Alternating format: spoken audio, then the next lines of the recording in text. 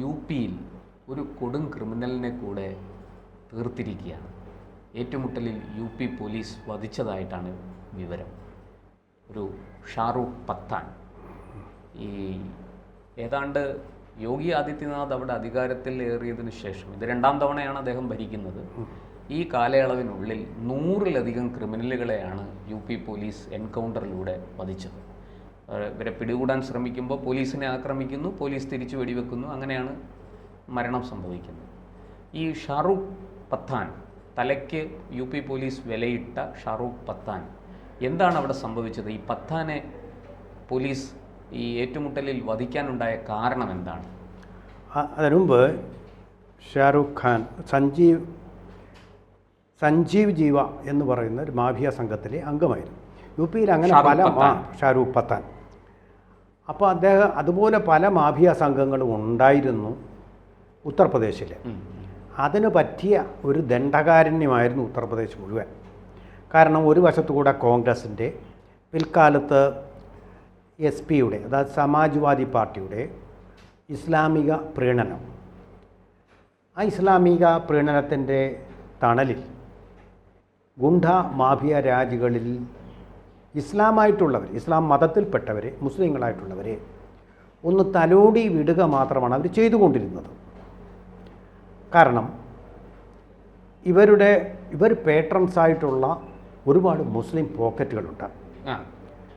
അവർ വേണ്ട വിധത്തിലൊക്കെ ഇവർ കാര്യമായിട്ട് സഹായിച്ചു കൊണ്ടിരിക്കുകയായിരുന്നു. അവരുടെ രക്ഷകനായിട്ടാണ് ഇത്തരം ക്രിമിനലുകളെ അവർ കണ്ടിരുന്നത്. അതുകൊണ്ടാണ് ഇത്ര വലിയൊരു ജനപിന്തുണ അവർക്കുണ്ടായിരുന്നത്. ആ ജനപിന്തുണ തച്ചുടച്ചുകൊണ്ട് അവരെ പിടിക്കുക എന്ന് പറയുന്നത് ഒരുപക്ഷെ ചമ്പൽ താഴ്വരയിലെ കൊള്ളക്കാരെ പിടിക്കുന്നത് പോലെ അതിസാഹസികമായിട്ടൊരു പ്രവൃത്തിയാണ്. വളരെ കഴിവും ധൈര്യവും അതുപോലെ തന്നെ അർപ്പണബുദ്ധിയുമുള്ള പോലീസുകാർക്ക് മാത്രമേ പിടിക്കാൻ കഴിയുമായിരുന്നുള്ളൂ. പക്ഷേ അങ്ങനെയുള്ള ഏതൊരു ശ്രമത്തെയും നിരുത്സാഹപ്പെടുത്തുന്ന നയമാണ് കോൺഗ്രസ് ഗവൺമെൻറ്റുകളും അതുപോലെ SP ഗവൺമെൻറ്റും മായാവതിയുടെ ഗവൺമെൻറ് പോലും ആ ഒരു കാര്യത്തെ ശ്രദ്ധിച്ചിരുന്നില്ല എന്നുള്ളതാണ്, അവഗണിച്ചിരുന്നു.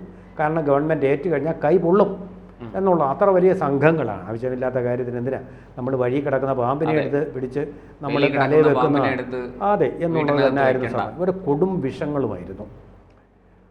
പക്ഷെ യോഗി വന്നതോടുകൂടി കാര്യങ്ങൾ മാറി. ഗുണ്ട മാഫിയ രാജുകൾക്കെതിരെ ഒരു വലിയ ശക്തമായിട്ടുള്ള പോരാട്ടം തന്നെയാണ് അദ്ദേഹത്തിൻ്റെ നേതൃത്വത്തിൽ നടന്നതും നടന്നുകൊണ്ടിരിക്കുന്നത്.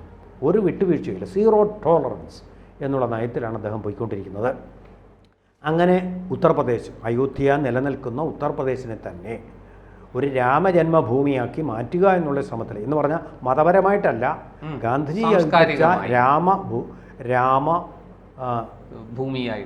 രാമരാജ്യമായിട്ട് മാറ്റുക എന്നുള്ള മഹത്തായ ഒരു ദൗത്യത്തിലാണ് അദ്ദേഹം ഏർപ്പെടുത്തുന്നത്. സബ്കാ സാത്ത് സബ്കാ വികാസ്, മതപ്രീണനമില്ല, എല്ലാവരെയും തുല്യമായിട്ട് കാണുന്നു. നീതി ദേവതയ്ക്ക് കണ്ണുകളില്ല എന്ന് പറയുന്നത് പോലെ വികസനത്തിന് കണ്ണുകളില്ല. എല്ലാവരുടെയും മുഖം നോക്കിയോ മതം നോക്കിയോ അല്ലെങ്കിൽ തുണിക്കുള്ളിലെ നിങ്ങളുടെ അടയാളങ്ങൾ നോക്കിക്കൊണ്ടോ ഭീകരരല്ല അവിടെ വികസനം. അവിടെ ഏറ്റവും കൂടുതൽ വികസനം ഉണ്ടായിട്ടുള്ളത് ഇസ്ലാം മതത്തിൽപ്പെട്ട ആൾക്കാർക്കാണ്. അവർക്കാണ് ഏറ്റവും കൂടുതൽ ഗവൺമെൻറ് പദ്ധതികൾ പ്രയോജനപ്പെട്ടിട്ടുള്ളതും. ആ രീതിയിലാണ് പോകുന്നത്. അതാണ് അവരുടെ ശ്രേയസ് എന്ന് പറയുന്നത്. ആ രീതിയിൽ പോയിക്കൊണ്ടിരിക്കുമ്പോൾ ഇതിപ്പോൾ 100-ൽ പരം പേരെ ഇങ്ങനെ ഏറ്റുമുട്ടൽ, അവരൊക്കെ വളരെ ശക്തമായിട്ടുള്ള ആയുധ ശേഖരമുള്ള സംഘങ്ങളാണ്. പണത്തിനും ഒരു കുറവ്, സ്വാധീനത്തിനും കുറവൊന്നുമില്ല. അങ്ങനെയുള്ള സംഘങ്ങൾ തിരിച്ചടിക്കും. പോലീസിനെയൊന്നും അവർക്ക് പേടിയില്ല. കൊള്ളക്കാരെ പോലെ തന്നെ തിരിച്ചടിക്കും. അങ്ങനെ തിരിച്ചടി കിട്ടി പോലീസുകാർ ഒരുപാട് അപമൃത്യുവിനെതിരെയായിട്ടുണ്ട്. അങ്ങനെ കുറേ പേരെ പിടിച്ച് അങ്ങനെയാണ് 100. അതുകൂടാതെ പലരെയും അറസ്റ്റ് ചെയ്ത് ജയിലിൽ വിട്ടിട്ടുണ്ട്. വിചാരണ നേരിട്ടിടുകയാണ് പലരും. ഇപ്പോൾ തന്നെ ഏറ്റവും കൂടുതൽ ഇപ്പോൾ ചങ്കൂർ ബാബ എന്ന് പറയുന്ന ആൾ ദൈവം, അദ്ദേഹത്തിൻ്റെ പണി എന്ന് പറയുന്ന പിമ്പ് പണിയായിരുന്നു, മതപരിവർത്തനമായിരുന്നു.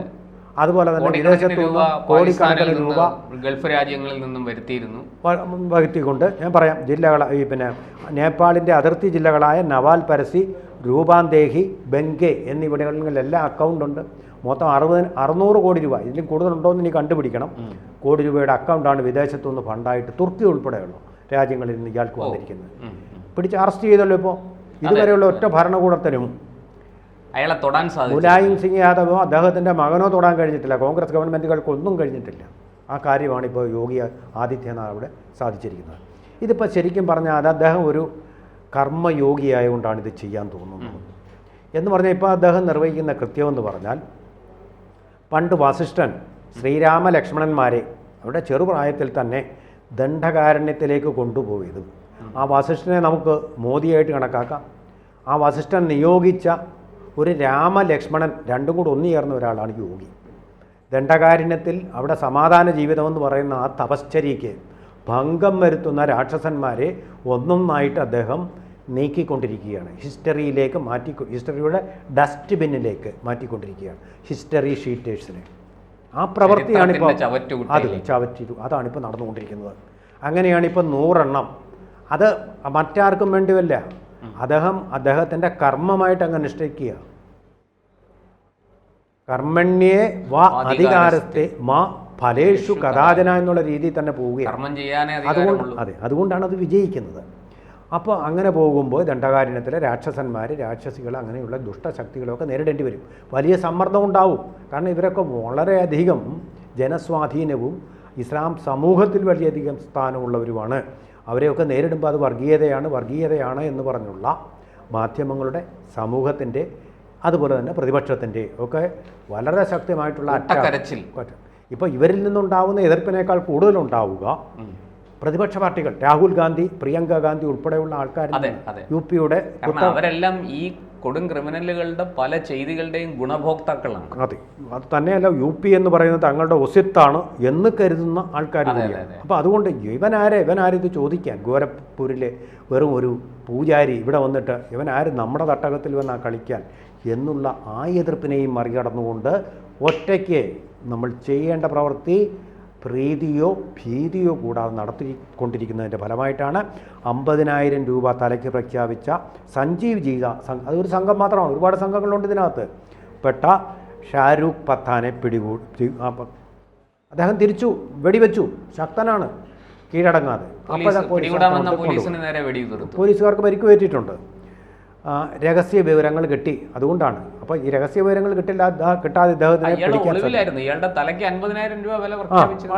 മുസാഫൂർ നഗർ ജില്ല എന്ന് പറഞ്ഞാൽ അത് ഇതിന്റെ അറിയാമല്ലോ, വർഗീയതയുടെ ഒരു കേന്ദ്രമാണ്. ന്യൂനപക്ഷ വർഗീയതയാൽ സംരക്ഷിക്കപ്പെടുന്ന ഒരു ജില്ലയാണ്. താരതമ്യം ചെയ്യാൻ മലപ്പുറം ഒന്നുമല്ല അതിൻ്റെ അത്തരം ഒരു ജില്ലയാണ്. അവിടെ ഒളിസംഘത്തെക്കുറിച്ചുള്ള രഹസ്യ വിവരം കിട്ടിയത് കൊണ്ടാണ് അറ്റാക്ക് ചെയ്യാൻ കഴിഞ്ഞത്. സ്പെഷ്യൽ ടാസ്ക് ഫോഴ്സാണ് ഇതിൻ്റെ പിന്നിൽ പ്രവർത്തിക്കുന്നത്. വളരെ മിടുക്കന്മാരായിട്ടുള്ള ഒരു ടാസ്ക് ഫോഴ്സിനെ യോഗി ആദിത്യനാഥ് അവിടെ രൂപപ്പെടുത്തിയിട്ടുണ്ട്. ധൈര്യമായിട്ട് പോയി ഓപ്പറേഷൻ നടത്താൻ കഴിവുള്ള, പരിശീലനം സിദ്ധിച്ച ആൾക്കാർ. പോലീസിന് നേരെ ഷാരൂഖ് വെടിവെക്കുകയായിരുന്നു. അതിനിടയ്ക്കാണ് കൊല്ലപ്പെട്ടത്. അതുപോലെ നിരവധി ആയുധങ്ങളുടെ വൻ ശേഖരമാണ് അവിടുന്ന് പിടിച്ചെടുത്തിരിക്കുന്നത്. ഈ യുപി പോലീസിന് എക്കാലത്തും തലവേദനയായിരുന്നത്. നേരത്തെയുള്ള ഗവൺമെൻറ്റുകൾ ഭരിക്കുമ്പോഴും തലവേദനയായിരുന്നു. പക്ഷേ ആരും മൈൻഡ് ചെയ്യാൻ പോയിട്ടില്ല, എല്ലാം സഹിക്കുകയായിരുന്നു ഇത്. യോഗി അങ്ങനെ സഹിക്കാൻ തയ്യാറല്ല. അതാണ് അദ്ദേഹം പറഞ്ഞു സീറോ ടോളറൻസ്. പിന്നെ കലാപ്പൂർ, ഈ മുസാഫൂർ നഗരത്തിലെ തന്നെ ആളാണ് ഇദ്ദേഹം. സ്വന്തം ജില്ല ഏതാണ്, അവിടുത്തെ കലാപ്പർ എന്ന് പറയുന്ന സ്ഥലത്താണ് ഇദ്ദേഹം ഉള്ളത്. 2015 കൊലപാതക കേസിൽ അറസ്റ്റിലായി ഇയാൾ. നോക്കിക്കോണം, അറസ്റ്റിലായാൽ ജയിലിൽ കിടന്നിട്ട് ജാമ്യത്തിലിറങ്ങിയിട്ട് പിന്നെ ജയിലിലേക്ക് തിരിച്ചു ചെന്നത് നോക്കിക്കോണം, മുങ്ങി. അപ്പോൾ രക്ഷിക്കാൻ ആളുണ്ട്. അങ്ങനെയാണ് ഈ ചാപ്പറ, മുസാഫർ നഗറിലെ ചാപ്പറയിലേക്ക് പോയി. അവിടെ നിന്നാണിപ്പോൾ ഷാരൂഖിനെ, ഈ ചാപ്പറയും മുമ്പ് പല വർഗീയ കലാപങ്ങൾ അടക്കമുള്ള സ്ഥലമാണ്. അതാണ് പ്രൊട്ടക്ഷൻ കിട്ടുന്നത് അദ്ദേഹത്തിന്. ഇവിടെ ഡെമോഗ്രഫി, ന്യൂനപക്ഷ കേന്ദ്രീകരണമുണ്ട്. ആ തണലിലാണ് അദ്ദേഹം ജീവിച്ചിരുന്നത്. ഇപ്പോൾ എന്തായാലും പിടിച്ചിരിക്കുകയാണ്. അപ്പോൾ ഇനി ചോദ്യം ചെയ്തിട്ട് ഇദ്ദേഹം ചെയ്ത മറ്റു പാതകങ്ങൾ എന്തൊക്കെയാണെന്ന് നമ്മൾ മനസ്സിലാക്കാൻ പോകുന്നു. ഇനി നമ്മുടെ കേരളത്തിൽ നിന്ന് മാധ്യമപ്രവർത്തകർ അദ്ദേഹത്തിൻ്റെ കൂടെയുള്ള ആരെങ്കിലും പിടിച്ചിട്ടുണ്ടോ? ഇപ്പം തൽക്കാലം അദ്ദേഹത്തിൽ നിന്ന് ഭീഷണിയില്ല. സംഘം ഉണ്ടാവും സ്വാഭാവികമായിട്ട്. അതിൻ്റെ വിശദാംശങ്ങൾ നമുക്ക് ഉത്തർപ്രദേശിൽ ലഭ്യമായിരിക്കും. ഇങ്ങോട്ട് വന്നിട്ടില്ല, കാരണം ഇയാളാണ് അതിൻ്റെ ഒരു ഹീറോ. ഇയാൾ കൊല്ലപ്പെട്ടു, അനുയായികൾ പിടിയിലായിട്ടുണ്ടാവും. ഇനി ഇപ്പോൾ ഇയാളുടെ മനുഷ്യാവകാശത്തിന് വേണ്ടി കേരളത്തിൽ നിന്ന് ചില മാധ്യമപ്രവർത്തകരുണ്ട്. ചിലപ്പോൾ അങ്ങോട്ട് പോകാൻ സാധ്യതയുണ്ട്. ചിലപ്പോൾ പ്രിയങ്ക ഗാന്ധിയും രാഹുൽ ഗാന്ധിയും ഒക്കെ പോയിട്ട് മനുഷ്യാവകാശം എനിക്ക് കാണണമെന്നും പറഞ്ഞ് പോയിട്ട് വീണ്ടും അതൊരു ഗവൺമെൻറ്റിനെതിരെയുള്ള പ്രക്ഷോഭമാക്കി മാറ്റാൻ വേണ്ടിയിട്ട് ശ്രമിച്ചുകൂടായിക ഇല്ല. അത് മാത്രമേ ഉള്ളൂ. അത് മാത്രമാണ് ഇപ്പോൾ ഒരു ഭീഷണിയായിട്ട് നിൽക്കുന്നത്.